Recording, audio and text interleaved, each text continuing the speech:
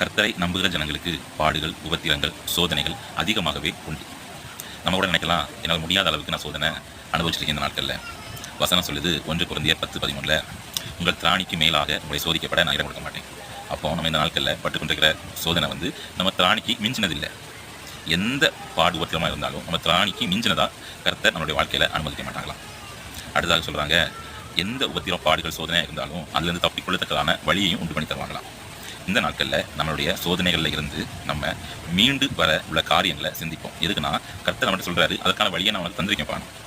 கர்த்தரை பிடித்து கர்த்தர்கிட்ட கேட்டு இந்த சோதனைகளை மேற்கொண்டு இதில் இருந்து தப்பிக்கொள்ளதுக்கான வழியை நம்ம பார்த்து அதிலிருந்து வெளியே வருவோம்.